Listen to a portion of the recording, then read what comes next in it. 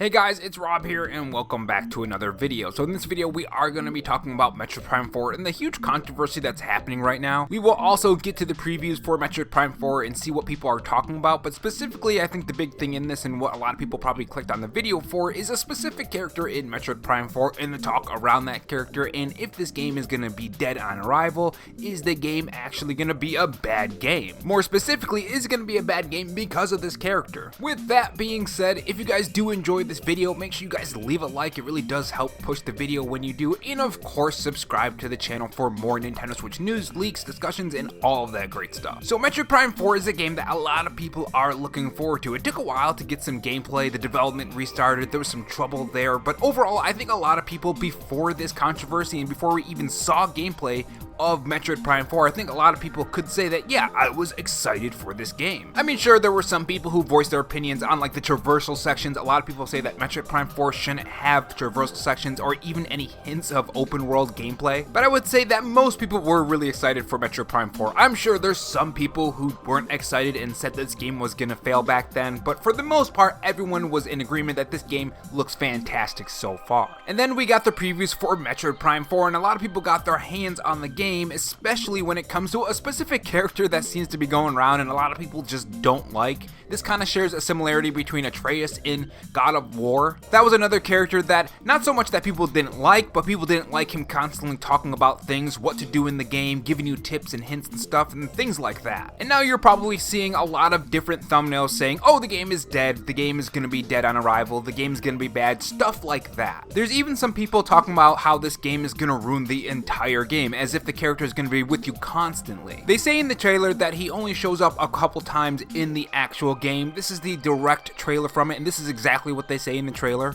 Follow distress signals to help the troopers and occasionally battle alongside them. So no, he's not going to be in the entire game. You're not going to constantly have this sidekick with you. Is he going to appear in the game a couple times? Yeah, he is. Same with the other characters. And what that does is ruin something that a lot of Metroid Prime fans really do want in this game. They want the isolation in the game. They want to feel like they're fighting against the planet. They're fighting to survive. Now, I have never played Metroid Prime 1, 2, or 3, so I'm going off of what you guys are saying, the Metroid Prime 4 fans. So this is their opinion on it. They want to feel like they're isolated on this planet and they need to figure out what to do, whatever to do in the specific scenario of whatever the game throws you into. If Tears of the Kingdom came out and they constantly told you exactly where to go and gave you hints on everything, and there wasn't that aspect of exploration and the feeling that you're in this big open world, and let's say it was, I don't know, Navi. So yeah, I can kind of see where they're coming from the Metroid Prime 4 fan point of view. With that being said, I think they're overreacting at the same time. They are making it seem like it's the whole game. Make no mistake, the people who are getting their hands on this game haven't played the whole game. They haven't played half of it. They probably haven't even played even less than that. I mean, Nintendo Life's article says this. No, I got to play an hour over the game's earlier parts proper once Samus has appropriately lost all of her abilities because the plot demands it. Now, we will get to the previews later in this video because as far as I can tell, a lot of people are saying that the gameplay itself is very fun. It is a very fantastic game from what they've played on the gameplay. How well that holds up later in the game, however, we don't know. But as far as this character goes, a lot of people are definitely overreacting, especially if they haven't really played the whole game or even a large section of the game. You've only played about what? They say, no, I got to play over an hour of the game's earlier parts proper, which means that a lot of people who are getting their hands on this game also played similar length. You probably only played about an hour and a half. How can you say the game is going to be bad if, one, even people who haven't played the game haven't played the game, and you haven't played a large section of the game either? And not only that, but it seems like this isn't even the very beginning of the game. It seems like it's part of the beginning of the game. So they haven't even played the whole intro of the game either. So we could just very well be interacting with this character for a very small section of this game, and it could not even ruin the game.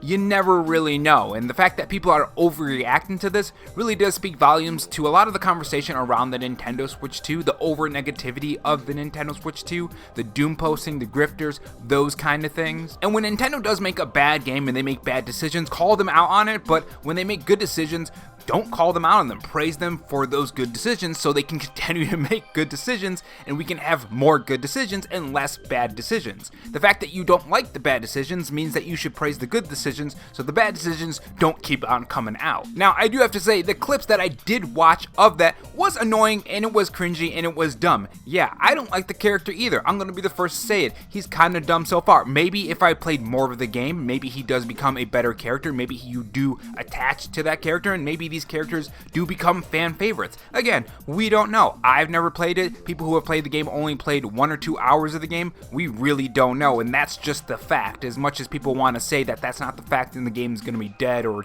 it's going to be bad or it's going to be a disappointment. And again, it could very well be. We just don't know. Now, with all of that being said, what if this character is throughout the game? What if he's constantly annoying you? What if he's constantly throwing out these cringy, Marvel Cinematic Universe lines, stuff like that? Then yeah, this game, at least narratively, is gonna be a slog to go through. Because even if the gameplay is fantastic, if there's constantly this annoyance in the corner, it's just not gonna be fun. You're gonna have those high moments and then it's gonna be brought down by this character as soon as you enter a cutscene or in the middle of a gameplay. It is gonna be an annoyance that's gonna interrupt the gameplay and interrupt that feeling, according to Metroid Prime fans that love the isolation of Metroid and Metroid Prime. Now, even if then Myles McKenzie does ruin it in that way, does that make it a completely bad game on the level that a lot of people are saying? No, not at all. Stop. You're lying. It's not gonna be that bad. If the gameplay is fantastic, which according to the previews it is, then it's gonna be a pretty decent game, probably a 7 out of 10. Considering the IP and considering how big this game should be, especially since it did restart development, Nintendo wanted it to succeed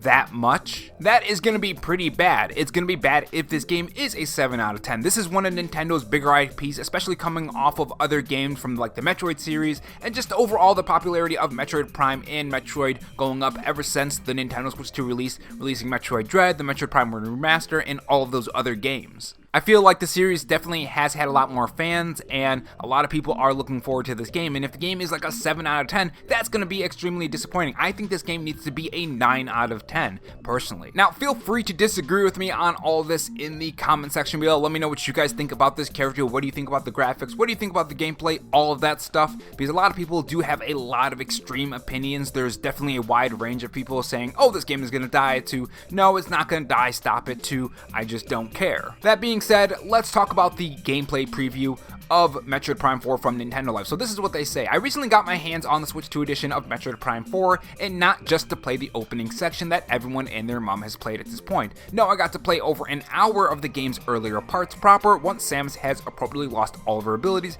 because the plot demands it, I mean. And that makes a lot of sense. A lot of times in these games, the games do end up getting rid of the abilities to kind of reset your character. I mean, we've seen this for multiple games. We've seen it from God of War. We've seen it from Tears of the Kingdom. We've seen it from, I guess you could say Breath of the Wild too, but that's a new iteration of Link. But if you played other past games, then of course, then you would actually consider a reset. And the games I'm talking about are the Hyrule Warriors games, so it's not too surprising that they actually do this. With that being said, let's continue. Now, they do say this about the Metroid Prime 4 psychic ability. They say Metroid Prime 4 leans into the psychic stick more than I expected, and does so in a way that blends nicely into gameplay you expect, but is also refreshingly different to classic Metroid Prime fare, and that is really fantastic news. One thing that I was actually a little concerned on was the actual gameplay with the psychic abilities, because even in the new trailer, it does seem a little bit slow. It seems like it does not have that impact that it should.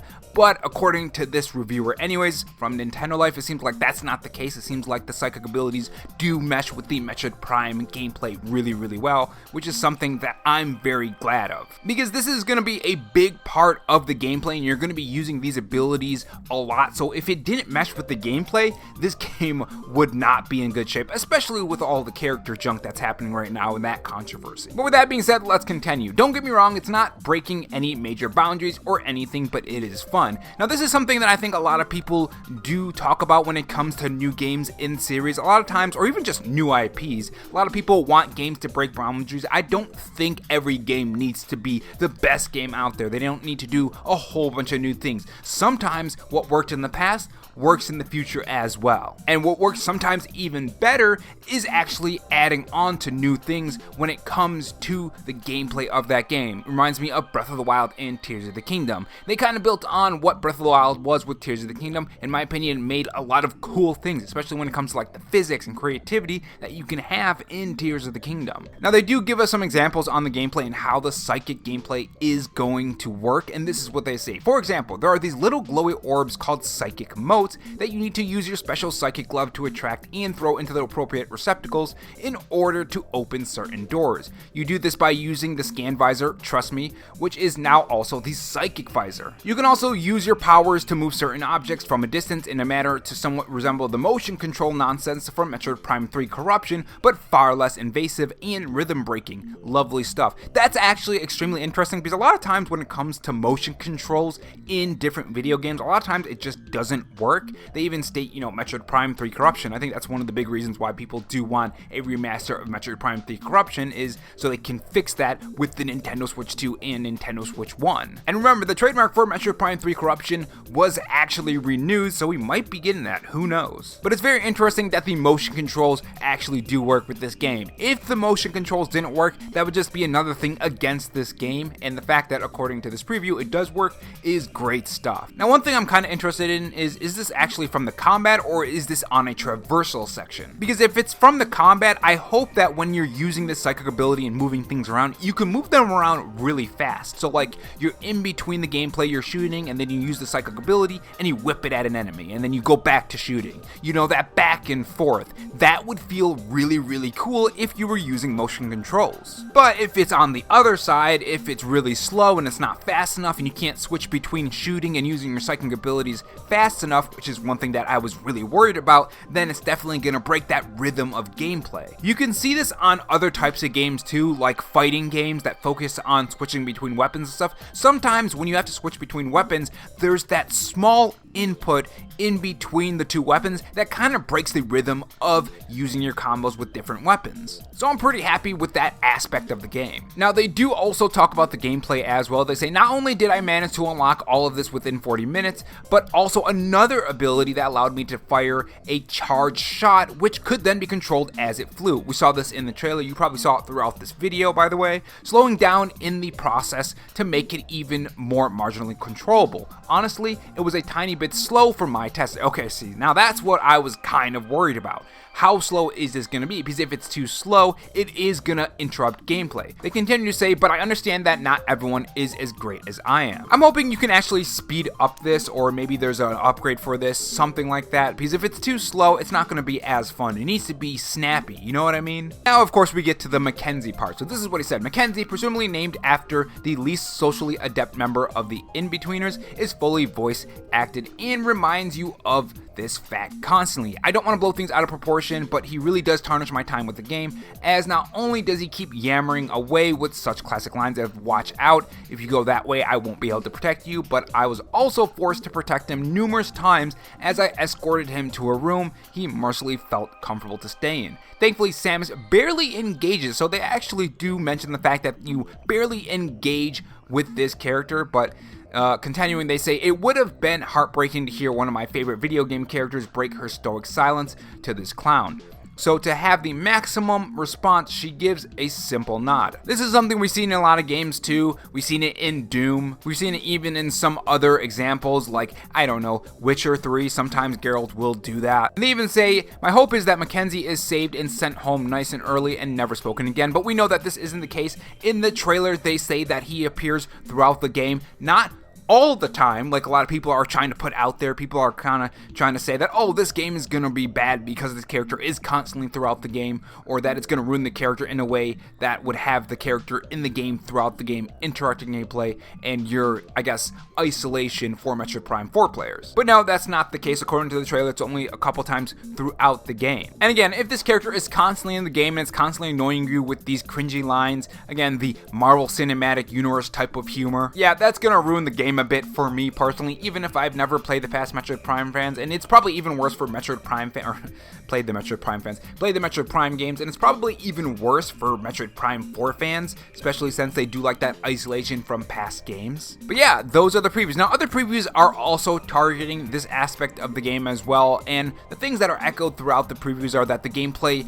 is really fun. It's just this one character is, you know, not the best part of the game. And even seeing clips from myself and the character, I really don't like the character from what I've seen, and if it is constantly throughout the game, it's going to be an annoyance and a hindrance. But is that going to ruin the game? Does that make it a bad game? No, I don't think it's going to ruin the game absolutely like a lot of people are talking. Is it going to kill the game? No, it's not going to kill the game. Is the game dead on arrival because of this one character? No, that's stupid. Come on. But is it going to be a problem for the game? Yes, 100%. If this character is like this throughout the whole game. People really don't like this type of humor anymore. People don't like these characters anymore. There's a way to make it work, but from the clips I've seen, based off of the small footage I've seen, it doesn't really work. Maybe it works later on. Maybe he does become a character that we do fully attach, and maybe it does work in favor of the game, and even then, it doesn't work in the beginning of the game. If you want a character to actually be likable and a character that people definitely do want around a lot and people do attach to, then you need to make a good first impression. But with that being said, that is just my personal opinion on all of this. I think a lot of people are overreacting. I think McKenzie is kind of dumb in the footage that I've seen. I think it's not going to ruin the game though. If the gameplay is good according to these previews, the gameplay sounds fantastic. It looks fantastic. It runs at 120 FPS. And also, it's 4K, so overall, it does look like a very good game. Is it going to be a 7 out of 10? Is it going to be a 9 out of 10? We don't know. We haven't played it. The people who actually got to play it didn't get to play a lot of it. They didn't even get to play the full beginning of the game in the first place. So the only thing that we could do is wait and see what happens. But with that being said, what do you guys think down in the comment section below? Do you think this game is going to be bad? Let me know if it's going to be bad. Do you think people are overreacting? Are you somewhere in between? Let me know your opinions on this in the comment section below, and I will see you guys in the next video. Take care.